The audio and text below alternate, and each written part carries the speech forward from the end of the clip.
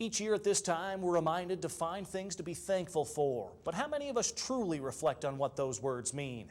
Lane Sapa, his family, friends, and his community in Columbia Falls have plenty to be thankful for.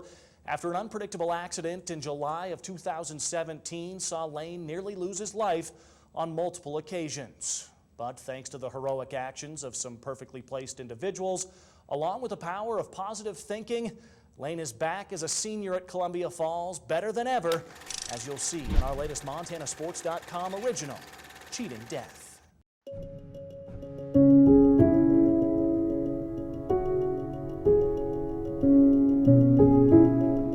Last year, I was floating on the river with my buddies. There's a big old cliff that I would jump off, and then decided to throw a front flip. Didn't go too well, ended up almost dying. Woke up in the hospital all drugged up and had to start from scratch.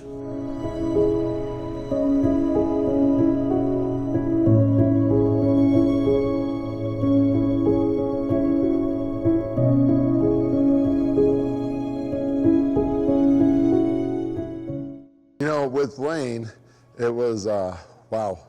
It was just the most amazing thing. You know, his dad, Billy Sapa, has been my best friend in this town since I've been here. Their family took me and my family in and had just jumped on board and helped us with everything. And so we're really kind of a close-knit group. Billy gets a call and that, hey, there's an accident, a bad accident. Well, I was out at our family farm, and me and Lane actually were putting up some electric fence, and he kept getting calls from his buddies to go to the river. Well, he went, and about an hour later, I got a phone call from one of his friends saying that he'd been in a serious accident and that I needed to go to the hospital ASAP. Lane did what all the kids do all the time. They went up to we call it the Big Nasty, the rock, and they jumped off, and he just kind of over-rotated and hit, and it just kind of knocked him out. And so we kind of started to come up, and then he sunk and essentially drowned.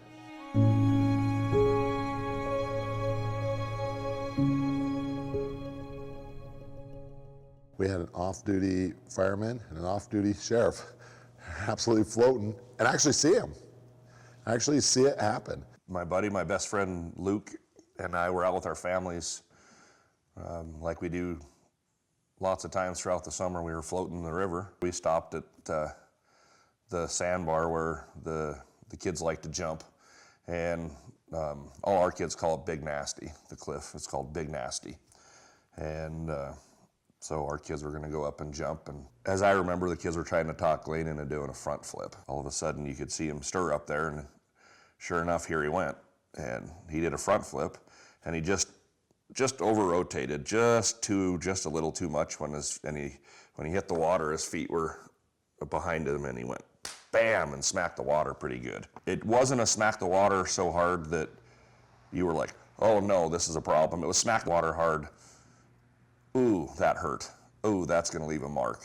And then Lane came up for a minute, then he went back under, and when he came back up, he was just floating face down.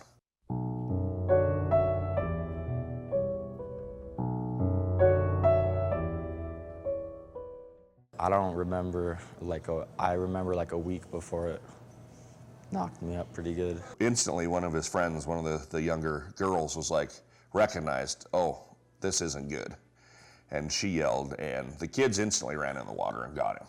They did a great job. We grabbed him, and my wife held C-spine and got him up, and instantly Luke, he started CPR, and I started making phone calls to the 911 and trying to get everything in order, because you could tell this was not gonna be good. The option is we have to get him across the river to the ambulance now. I'm looking around trying to figure out what I was gonna do, and I looked up river, and it just happened, there was a raft that had put ashore upriver a ways, and I could see that it had oars in it, so it was gonna have a rigid frame in it. So I started screaming at him, and I mean, I can be loud. And I started screaming to get down here now. Medical emergency, get down here now. At the time, I didn't realize they were firemen. They didn't realize that I was with the sheriff's office, and we all lifted him up and brought him over to the framed raft, their raft, and one of them got in and paddled to beat hell, and The other one was doing CPR as best they could. I mean, and they did a fantastic job. At the time, I still didn't know. And so then we started talking with the kids, and I found out that it was Lane, and I was like, oh. And, you know, I've been in law enforcement for 18 and a half years through detention and being on patrol. And so I've seen some things and been through some times where there's been some tragedies and things. And it's different when it's somebody you know. So it changed things. I could tell by the voices of the kids, and I could tell I wanted to try to talk to the ambulance guy, and he basically told me, we can't tell anything, just go to the hospital.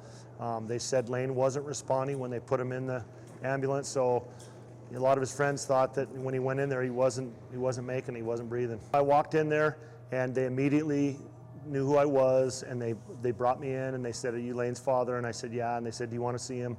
So we went in a room, and he was all hooked up, and they were doing everything they could, and they said, you need to call your pastor right now. They just told me, they said, they're probably not going to make it.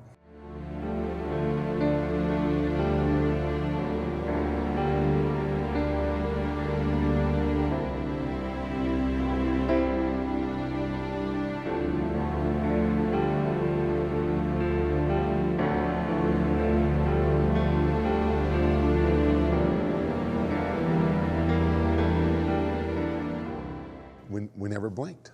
We stood tall. And that's one of those situations where everybody can fall apart, and we didn't. You know, the doctor's like, you need to get your priest here now. And we're like, no, we don't want a priest. We want the plan, because he's going to stand up in 3 days and walk out of here. So we don't, you know, forget that. We don't want the priest. You know, get that out of your mind right now. We're standing up and walking out of this place in 3 days.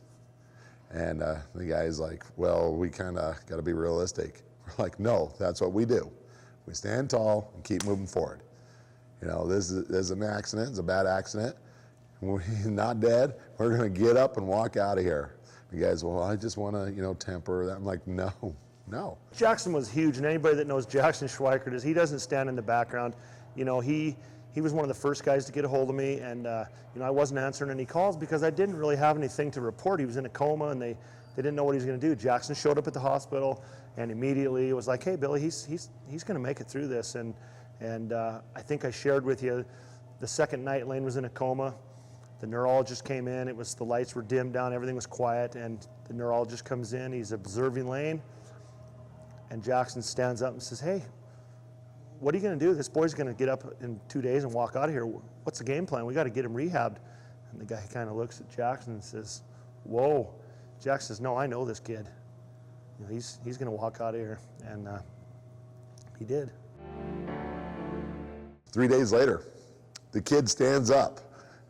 And then they throw me and Billy out because we're throwing footballs to him. And they're like, you can't stimulate him like that. He's got to stay calm and stuff. And we're like, well, no, he's excited. We're giving him something to shoot for and stuff. We weren't laughing at the time, that's for sure. You know, we can look back at it now and you know, and thank God and thank, you know, how all these men and people that God put them in our lives to take care of this young man. But at the time, it was hard. It was really hard.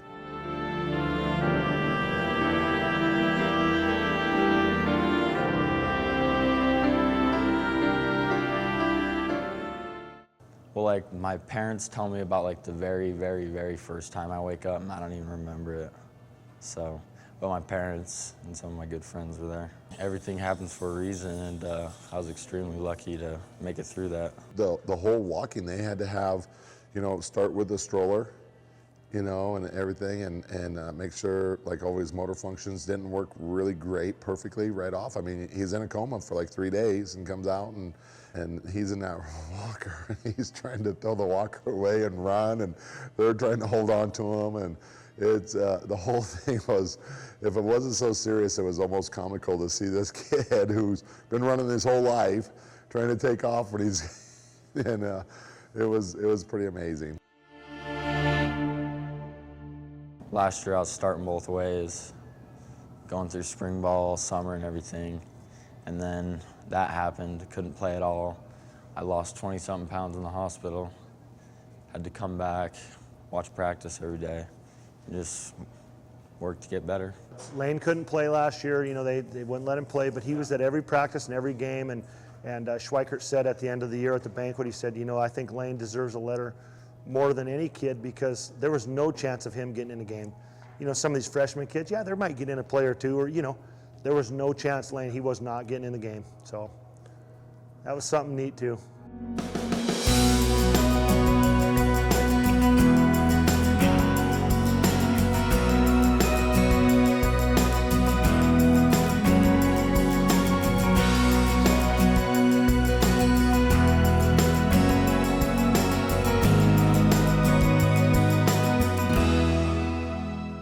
And talking to Billy and Tanya, and I kept pretty close tabs on where his progress was for a while, and to hear that he was going to make a full recovery and that he was mad because he had to stay out of contact sports for the first year.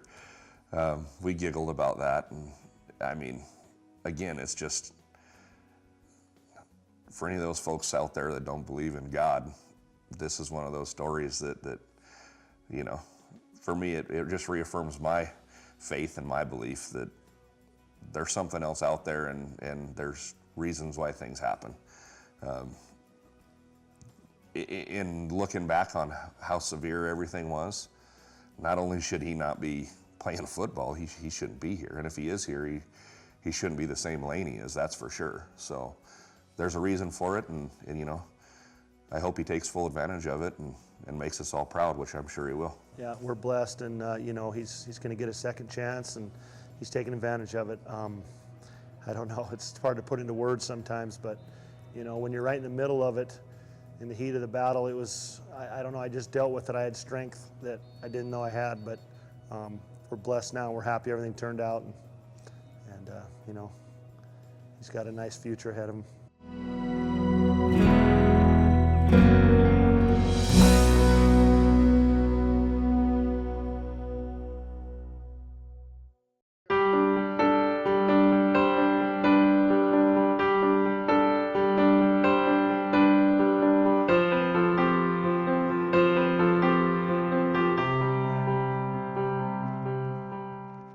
You would never know. Yeah, you would never know. So, and he's went on and has been living his life good. He doesn't let, you know, that negative thing affect him in any way. But of course, he's stayed away from the rock a little bit. We've stayed away from the river a little bit, and we're a little more cautious, I guess, in that way. But he's still living his life, and I'm a really happy kid, and it's almost, believe it or not, he's almost like a better kid now. It's almost like he has more appreciation for what he's had, what he's been given, and it's an amazing family.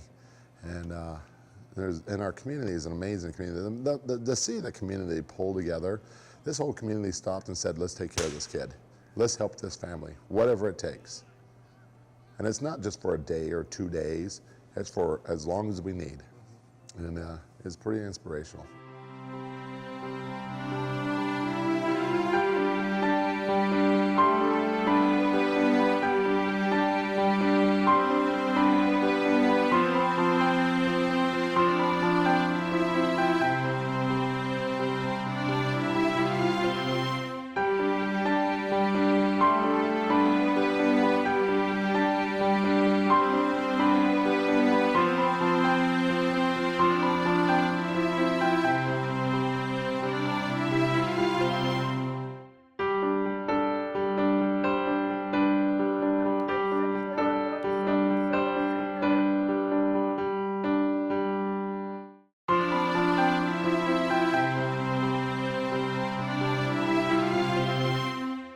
Absolutely, without a doubt, had everything not fallen into place. I mean, even as far as, like I said, the firemen upstream. I mean, there were so many things that had to fall into place, even with Luke and I there doing what we did. If we didn't have the firemen there with the frame raft, he probably would have died that day with us. So, I mean, to say cheating death, I mean, that's, to me, is an understatement. Like, he just, that's why I say that he's got something else to do on this planet. There's something else for him. What it is, we won't know, but there's something else there, because he, by all means, should not have made it off of that island alive that day. He shouldn't have I mean, it's incredible. It's a miracle. There's no doubt about it. Yeah, he cheated death. Yeah, I agree. You know, and I was, yeah, he cheated death. I mean, he did. He came about as close as you can come, and you know, it's just a miracle. How damn lucky do you feel just knowing that this could have gone a completely different direction? Yeah, lucky to be alive.